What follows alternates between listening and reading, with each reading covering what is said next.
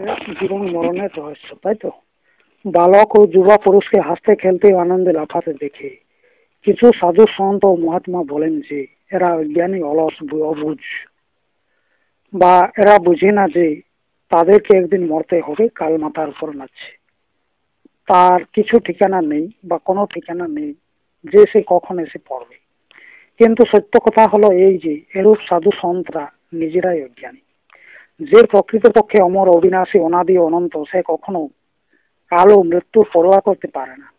আমরা আত্মরূপে আনন্দময়, তাই এই আনন্দময় সচিদানন্দ ও আনন্দকন্দের সুখী হয়ে ঘোরা ও আনন্দে লাফানো তথা চিন্তামুক্ত হয়ে প্রসন্ন চিত্তে হাসাহাসি করাটাই স্বাভাবিক। তাই প্রকৃত জ্ঞান হলো এই সবাইকে শান্তিতে থাকতে দাও, সুখে নিদ্রা যেতে দাও, নিশ্চিন্তে ঘুরতে ও আনন্দে লাফাতে, ঝাঁপাতে ও হাসতে দাও।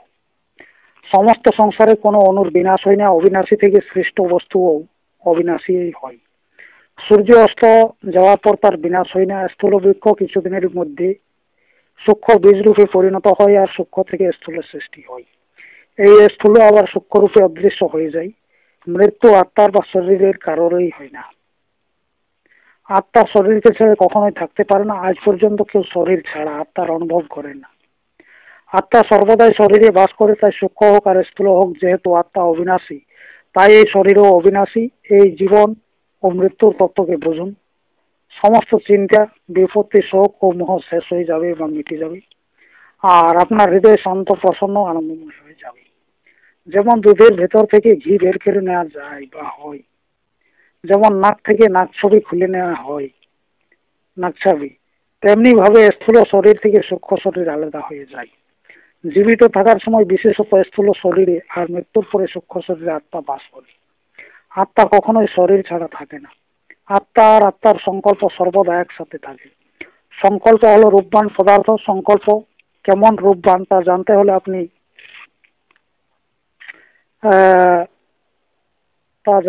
আহ, আপনি অনুভব আপনাকে অনুভব করে চলতে হবে। তা সূক্ষ্ম শরীর হোক বা স্থূল শরীর হোক, কোনো না কোনো শরীর আত্মার সাথে সবসময় থাকে। শরীর ছাড়া আত্মা আজ পর্যন্ত কোথাও দেখা যায়নি, শোনাও যায়নি, আর কারোর অনুভবও হয়নি। অতএব শুধু আত্মাই অমর নয়, শরীরও অমর। আপনি অমর ও অবিনাশী। আপনাকে রোগ, দোষ, বিপত্তি আর পাপ ছুঁতে পর্যন্ত পারে না। এই বাস্তবিক তত্ত্বের উপর জোর দিয়ে বিচার করুন। যদি আপনি গভীরভাবে বুঝতে পারেন তাহলে হৃদয়ের ভিতরে এক অপূর্ব শান্তি আর আনন্দ অনুভব করবেন। যেমন স্বপ্নে মানুষ জেগে উঠেও জাগ্রত মানুষ ঘুমিয়ে পড়ে, ঠিক তেমনি ভাবে এই রহস্য জীবন আর মৃত্যুর ভিতরেও লুকিয়ে আছে। স্বপ্ন থেকে জেগে উঠলে স্বপ্নের কথাই মনে পড়ে, কিন্তু স্বপ্নে জেগে ওঠার কথা বা অন্যের স্বপ্নের কথা মনে থাকে না। তেমনি ভাবে এই জীবনে অন্য জন্মের কথা মনে থাকে না। ঘুমন্ত অবস্থায় যদি জাগ্রত অবস্থার দুঃখের কথা মনে থাকতো তাহলে মানুষ কখনোই সুখে নিদ্রা যেতে পারত না। অনেক জন্মের কথা মনে না থাকার এটাই হলো মূল রহস্য। আপনি নিজেই নিজের বা সবের কারণ। জীবন আর মৃত্যুর সিদ্ধান্তকে তত্ত্ব দিয়ে বুঝুন। সকল কথা আপনি বুঝতে পারবেন। স্বপ্নের শরীর সূক্ষ্ম হয় আর জাগ্রত অবস্থার শরীর স্থূল হয়। স্বপ্নের শরীর আমরা প্রতিদিন প্রত্যক্ষ করি। স্বপ্নের পা যখন দৌড়ায় তখন স্থূল পা নড়েও না। স্বপ্নের হাত স্বপ্নে গ্রহণ করে আর এই স্থূল হাত পড়ে থাকে। স্বপ্নের চোখ দেখে আর এই স্থূল চোখ বন্ধ থাকে। এইসব কথা অনুভব করে এ প্রমাণিত হয় যে স্বপ্নের সূক্ষ্ম শরীর হলো আলাদা, তা এক সম্পূর্ণ আলাদা শরীর, কিন্তু তা আমাদের শরীরে আর এই রূপেই হয়। যেমন এই জাগ্রত অবস্থায় একে সত্য বলে মনে হয়, ঠিক তেমনি ভাবে স্বপ্ন অবস্থায়ও তা সত্য বলে মনে হয়। নিজের নিজের অবস্থায় এই দুই সত্য আর উপযোগী। স্থূলের পরে এই শরীর সূক্ষ্ম শরীরে পরিণত হয়, আর কিছু সময়ের পর তা অপর স্থূল শরীরের সাথে সংযুক্ত হয়ে যায়। এই স্থূল সূক্ষ্ম শরীর ও আত্মা দুই অমর। জাগ্রত অবস্থাতে কাজ করতে করতে যখন মানুষ ক্লান্ত হয়ে যায় তখন ঘুমিয়ে পড়ে, আর ঘুমোতে ঘুমোতে যখন ক্লান্ত হয়ে পড়ে তখন জেগে ওঠে। জীবন মরণেরও এই রহস্য বা এটাই রহস্য।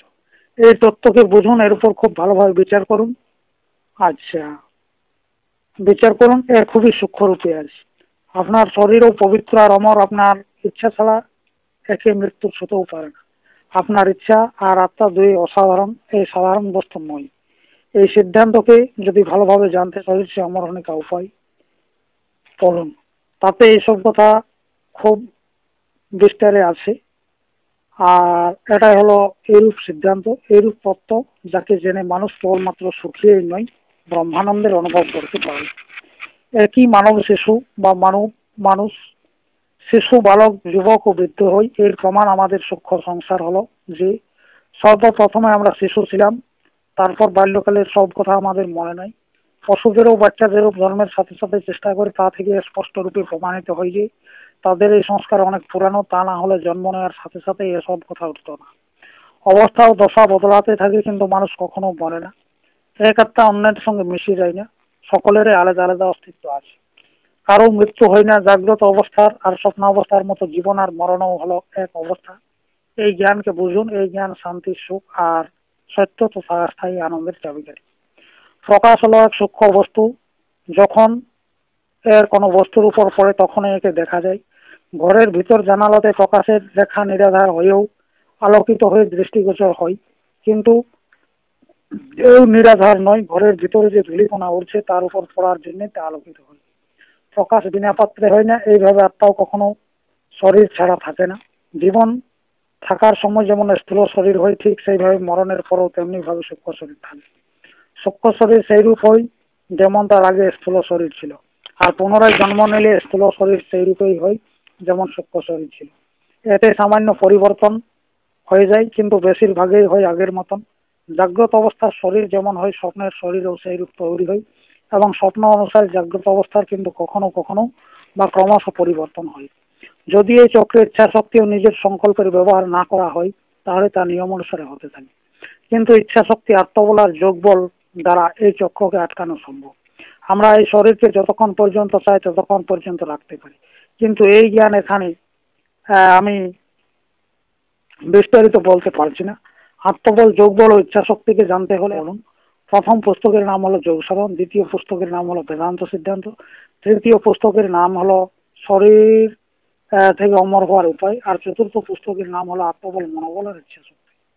সত্য জ্ঞান ছাড়া মানুষ জীবনমুক্ত হতে পারে না। যতক্ষণ পর্যন্ত আপনি জীবনমুক্ত না হতে পারেন, ততক্ষণ পর্যন্ত প্রকৃত আনন্দ, প্রকৃত সুখ ও প্রকৃত শান্তির অনুভব করতে পারবেন না।